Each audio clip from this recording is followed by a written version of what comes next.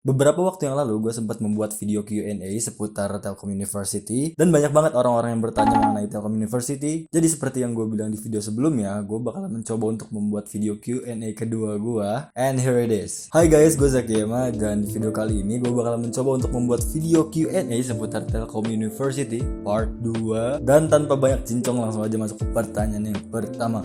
Dari Alexas Christo. Izin tanya dong, kalau untuk jam kuliah itu ada kuliah pagi atau sore gitu gak? Oke, jadi di Telkom University waktu gua kuliah itu jam kuliah paling paginya ada di 6.30 dan untuk jam pulangnya itu paling sore ada di 6.30 juga. Pokoknya udah lewat jam 6 itu udah nggak ada perkuliahan lagi sih biasanya. Udah paling sore tuh di jam 6 maghrib tok. Oke, ke pertanyaan selanjutnya dari Yan Vios. Kalau ITTJ, IT Telkom Jakarta, itu sama aja gak sih kayak Telkom University Utama? Maksudnya lulusannya juga berasal dari Telkom-Telkom gitu. Oke, jadi IT Telkom Jakarta atau sekarang itu udah berubah jadi Telkom University Kampus Jakarta ya. Itu masih satu institusi dengan Telkom University di kampus Bandung. Dan semisal kalian lulus pun ya kalian tetap terhitungnya alumni dari Telkom University, pasti. Jadi kalian bisa cek aja langsung websitenya soal Telkom University di smb.telkomuniversity.ac.id. Oke, masuk ke pertanyaan selanjutnya dari M4LZZ. Bro, gue lulusan tahun ini. Kalau gue ambil jalur rapot bisa buat tahun berikutnya gak pakai rapotnya? Oke, jadi waktu gua sih dulu untuk masuk ke kampus Telyu itu kita bisa 2 atau 3 angkatan setelah kita lulus. Jadi misalkan gua lulus tahun ini, misalkan gua nggak kuliah gap year, di tahun berikutnya gua tetap bisa daftar di Telyu meskipun itu pakai rapot ya. Dan kalau nggak salah sampai di tahun ketiga setelah kita lulus kalau nggak salah ya. Mungkin nanti gue bakalan cantumin informasinya biar lebih detail. Oke, masuk ke pertanyaan selanjutnya dari kelas Mahir. Halo bang, di Telkom ada biaya SKS ya gak? Iya gak? Di Telkom ada biaya SKS ya gak? Gak ya? Ya gak? Ya gak sih? Hah? Di Telkom ada biaya SKS gak ya? Atau udah include sama SPP-nya? Oke, jadi kalau kalian masuk Telkom University itu untuk biaya semesternya kalian tuh dipaket ya. Jadi waktu gue itu untuk tahun pertama kalau nggak salah dikasih 18 SKS, itu mata kuliah pokok. Jadi kita cuma bisa ambil itu doang. Per semesternya bayarnya misalkan 10 juta ya 10 juta. Dan di semester berikutnya kalian ambil berapa SKS pun ya tetap bayarnya 10 juta. Jadi hitungannya tuh udah paket. Cuma kalau nggak salah ada batas maksimal ya, per semester itu maksimal 24 SKS kalau nggak salah. Jadi itu pilihan kalian. Biasanya sih per semester tuh udah dijatah. Kalian ambil mata kuliah apa aja untuk pokoknya di semester itu. Dan kalau misalkan kalian pengen nambah semester ya kalian nggak akan ada biaya SKS lagi. Tapi pertanyaannya kalau semisal kita ada mata kuliah yang mengulang, itu sistem bayarnya gimana? Ya jadi tetap bayarnya itu per paketnya itu. Kalau semisal kalian ada mata kuliah yang ngulang di semester 1, ada 2 misalnya, ya otomatis nanti kalian akan ngambil di semester atasnya 2 mata kuliahnya itu. Jadi ya pokoknya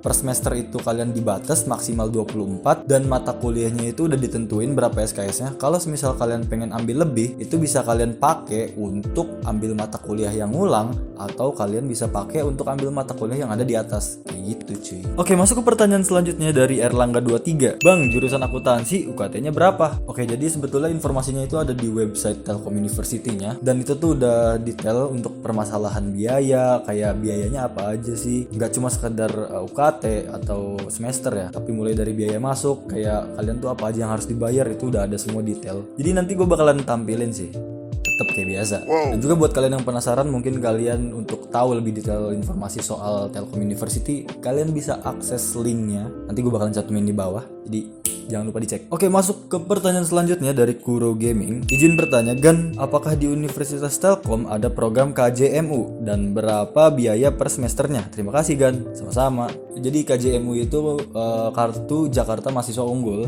Itu program dari pemerintah Jakarta untuk mahasiswa-mahasiswa yang pengen berkuliah tapi ada kendala di ekonomi. Dan untuk berapa biaya per semesternya itu sekali lagi gua tekanin, kalau misalkan di Telkom itu untuk per semesternya setiap jurusan itu berbeda-beda cuy. Gue kurang tahu sih ya kalau misalkan universitas negeri itu kayak gimana. Tapi yang jelas kalau di Telkom itu antara jurusan yang akreditasinya lebih baik dengan akreditasinya yang di bawahnya itu pasti biayanya bakalan beda. Dan kayaknya universitas swasta kayak gitu sih. Itu soal biaya per semester atau biaya kuliahnya. Balik ke pertanyaan soal KJMU ini. Untuk program KJMU itu setahu gua sejauh ini pemerintah Jakarta itu baru bekerja samanya sama universitas negeri kalau nggak salah ya. Dan itu pun nggak seluruh universitas negeri yang ada di Indonesia udah terhubung dengan kartu Jakarta Mahasiswa Unggul. Kalau semisal ada universitas swasta yang ternyata udah termasuk di program KJMU, ya gua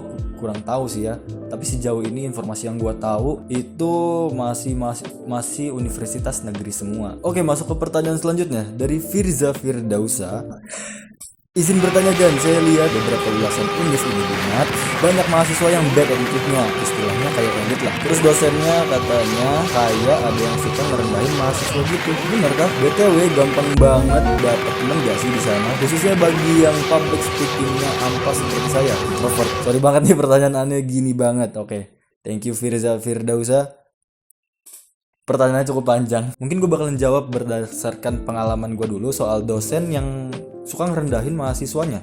Itu bener atau enggak? Sejujurnya gue kurang tahu sih ya soal isu ini. Tapi yang jelas berdasarkan pengalaman gue pribadi, kuliah di jurusan ilmu komunikasi, fakultas komunikasi dan bisnis, itu gak ada sama sekali dosen yang suka ngerendahin mahasiswanya. Gue kurang tahu kalau semisal ternyata ada isu-isu kayak gitu di fakultas-fakultas lain. Jadi ya sepengalaman gue dan sepengetahuan gue itu gak ada sih dosen yang ngerendahin mahasiswanya. Bukannya gue membela atau menutup-nutupi, tapi gue berdasarkan pengalaman dan pengetahuan yang gue bagiin sekarang ini. Cuma ya kalau dosennya killer banget kayak sampai se-killer itu, ya itu ada. Dan gue bakalan spill di sini supaya kalian tuh kalau misalkan masuk TLD udah siap duluan gitu kayak, oh ternyata ini killer banget, gila. Ya kayak gitu sih.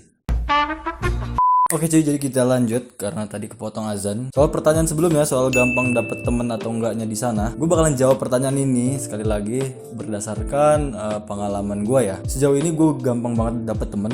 Gue punya kenalan tuh banyak banget di Telkom University, mulai dari temen asrama, temen jurusan, temen kelas, temen fakultas, temen organisasi. Jadi ya banyak banget kenalan-kenalan gue di Telkom University. Gue banyak banget dapet temen, itu segampang itu dapet temen. Tapi yang jelas itu tuh nggak ada kaitannya sama masalah introvert atau enggaknya ya. Ini gue bakalan contohin salah satu temen gue ada.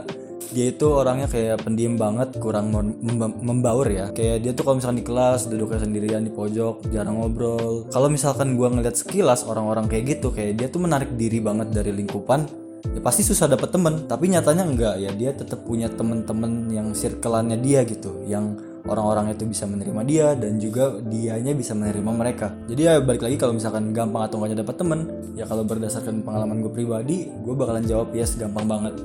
Sebanyak itu teman gue di sana. Oke, pertanyaan terakhir dari Firza yang bisa gue jawab soal mahasiswa yang bad attitude-nya berdasarkan ulasan di Google Map. Oke, berdasarkan pengalaman yang udah gue lewatin di Telkom University, itu gue malah ngelihatnya mahasiswanya tuh kayak ya aktif, baik-baik, kayak ya biasa aja sih, kayak mahasiswa pada umumnya, pelajar pada umumnya. Cuma ya ada lah ya orang yang bisa dikaitin sama istilah elit ini beberapa, tapi ya cuma kayak kehitung jari gitu loh. Tapi ya balik lagi itu jawaban berdasarkan penilaian gue terhadap pengalaman gue di sana. Kalau misalkan ada ulasan di Google Maps yang bilang mahasiswa sini nggak beres, mahasiswa di sini anaknya elit-elit, ya gue nggak bisa bilang salah juga. Cuma ya balik lagi mungkin pengalaman orang yang memberikan ulasannya itu ya ketemunya sama mahasiswa Telkom kelakuannya begitu mungkin ya. Oke, masuk ke pertanyaan selanjutnya dari Muhammad Zaki.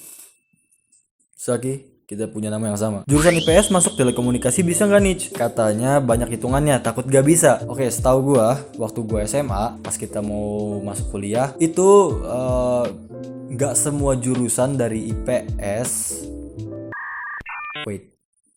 Itu nggak semua orang yang dari IPS bisa masuk ke jurusan IPA, tapi sedangkan orang yang sekolahnya di jurusan IPA itu bisa masuk ke IPS. Begitu juga di Telkom. Seingat gue waktu itu nggak semua jurusan IPA itu bisa dimasukin sama IPS. Dan berhubung telekomunikasi ini kebutuhannya di jurusan IPA, kalau nggak salah itu di Telkom nggak bisa deh telekomunikasi dimasukin sama yang jurusan IPS. Cuma gue nggak mau kasih informasi yang salah, jadi seperti biasa gue bakalan tampilin informasinya di sini soal lebih detailnya. Oke, ke pertanyaan selanjutnya dari Basitur Rahman 101.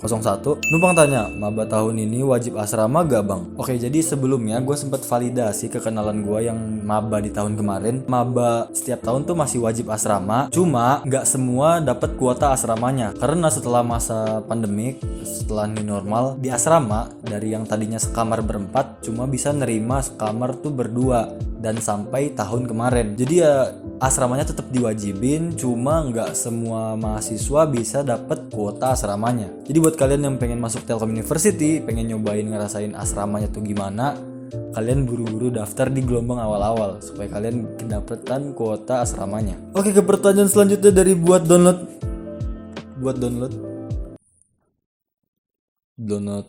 apa woi? Maba ekstensi D3 ke S1 asrama lagi gak bang? Oh kakak.